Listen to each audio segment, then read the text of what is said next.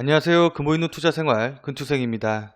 오늘은 며칠 앞으로 다가온 2020년 유럽 종양학회 이후 HLB, 오스코텍, 매드팩토 등과 같은 에스모 관련주들과 바이오주들의 움직임이 어떻게 될지 분석한 자료를 여러분들과 함께 공유하는 시간을 갖도록 하겠습니다.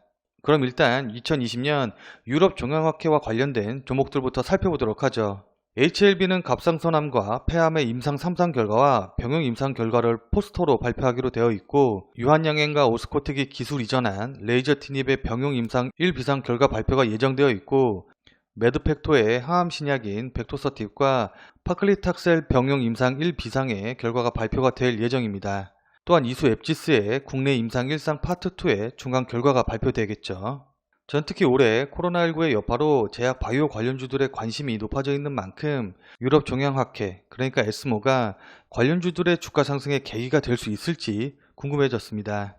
그래서 지난 3년간의 에스모 이후의 관련주들의 움직임을 살펴보았는데요. 우선 작년인 2019년 에스모의 경우에는 헬릭스미스, 신라젠 등의 잇따른 부정적인 임상 3상 결과 발표로 인해서 한국 바이오 산업 자체에 대한 부정적인 인식이 퍼져 있는 상황에서 개최가 되었습니다.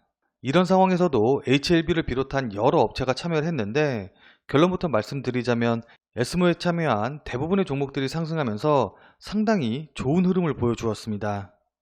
참고로 주가 분석은 에스모의 시작일 종가를 기준으로 해서 이후 최고가가 나온 지점까지의 수익률과 그 날짜를 비교해보는 방식으로 진행을 했습니다.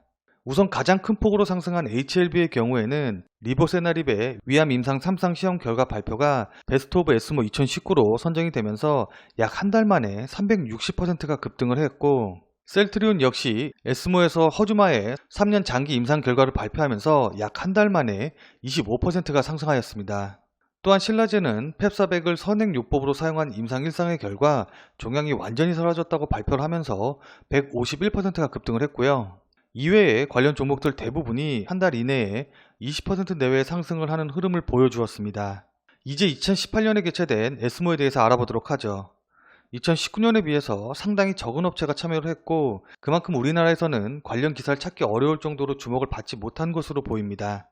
아무튼 종근당, 녹십자, 그리고 삼성바이오로직스 등이 참여를 했는데, 종근당의 경우 캄토벨에 대한 임상 2 비상을 발표했으나 약 12%가 하락한 후에 반등을 해서 에스모의 시작일인 10월 19일 종가 대비해서 약 13%가 상승하는 데 그쳤고, 삼성바이오로직스는 바이오 시뮬러인 온투르잔트에 대한 새로운 데이터를 발표했음에도 불구하고 분식회계 이슈로 거래 정지가 되는 등의 악재로 인해서 약 38%가 급락하였습니다.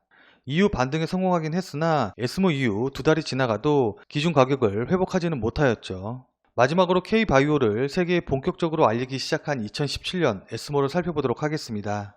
셀트리온, 신라젠, 삼성바이오로직스, 한미약품 등의 업체가 참여를 했는데, 그중 상승폭이 가장 컸던 신라젠의 경우에는 팩사박의 병용요법 임상 1상 결과를 발표하면서 단 두 달 만에 314%가 급등을 하였고, 셀트리온의 경우에도 허주마의 임상 결과를 발표하면서 한 달 만에 약 81%가 상승하였습니다.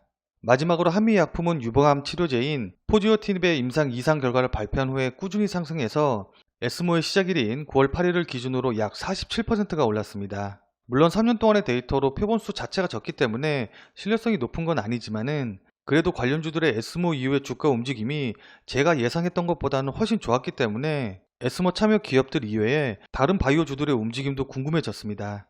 그래서 우리나라의 대표적인 바이오 기업들로 구성되어 있는 코덱스 바이오 ETF의 주가를 앞서의 방법과 동일하게 분석을 해보았습니다. 그 결과 2018년을 제외한 2017년과 2019년에 각각 30%와 21% 상승한 것을 확인하였고, 이는 에스모 참여업체 이외의 바이오 종목들에게도 에스모가 호재로 작용했을 가능성이 높다는 것을 의미합니다. 주식시장에는 소문에 사서 뉴스에 팔라는 격언이 있습니다. 그러나 이번 경우에는 그 격언이 틀릴 수도 있을 것 같네요. 따라서 2020년 유럽 종양학회에 참여하는 기업들의 주식을 보유하고 계신 분들은 에스모 이전에 매도하시기보다는 발표를 확인하시고 나서 주가의 움직임을 보고 매도를 결정하셔도 늦지 않을 것 같고, 해당 종목을 보유하지 않으신 분들은 에스모 결과 발표 이후에 상승하는 흐름이 나오면 그 상승에 동참하는 방식으로 대응하시는 것도 괜찮은 전략이 될 수 있을 것으로 보입니다. 또한 해당 종목들이 많이 올라서 개별 종목을 매수하시기에는 아무래도 가격적으로 좀 부담이 되시는 분들은 아까 말씀드린 코덱스 바이오 ETF를 매수하시는 것도 좋은 방법이 될 수 있을 것 같습니다. 오늘 영상이 제약 바이오주들 매매하시는데 도움이 되시길 바라면서 이만 마무리하도록 하겠습니다. 끝까지 시청해주신 여러분 대단히 감사합니다. 구독과 좋아요는 큰 힘이 되니 잊지 말고 눌러주시기 바랍니다. 그럼 우리 다음에 또 봬요.